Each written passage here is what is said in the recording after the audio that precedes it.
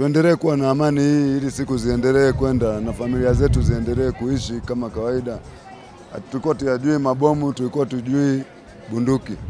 Mpaka sasa hivi tumeanza kushtukia kuvikuta hivi vitu. Kwa kweli Mungu ametusaidia, ameshusha neema zake kwa kweli mpaka sasa hivi hapa tulipo. Kwa sababu Mwenyezi Mungu ametuamsha kwa siku ya leo ambayo ni tarehe hizi ambazo zinazotoshelezana na siku ambayo tumeambiwa kuwa tuamke. Tunashukuru Mungu hata kwa kesho na kesho kutwa ili amani iendelee kutulia kama kawaida kwa siku zijazo.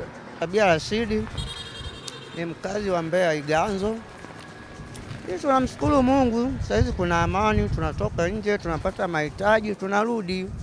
Tofauti na hapo mwanzo, hata kwenda sokoni tulikuwa hatutoki, tunashindwa hata kupita barabarani. Tujaizoea, kwanza ni mara ya kwanza kwetu, hatujai kutana na jambo kama hili. Ni mara ya kwanza. Hatukujipanga, tulikuwa tunatoka hivyo hivyo, wizi, pressure, tunakimbia kuchuma mamboga, tunarudi, tunazungusha mitaani. Maisha yalikuwa magumu, michele ilipanda bei, mafuta yalipanda bei, kila kitu.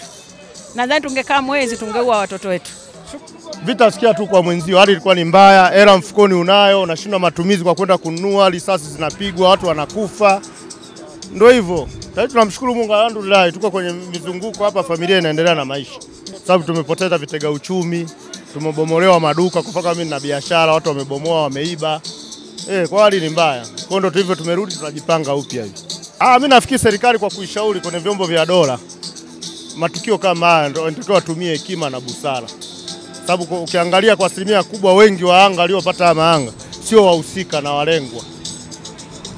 Wengi waliokufa sio watu wenye hatia. Walioanzisha ni vurugu ni wengine vibaka, lakini wameuawa watu wasiokuwa na hatia.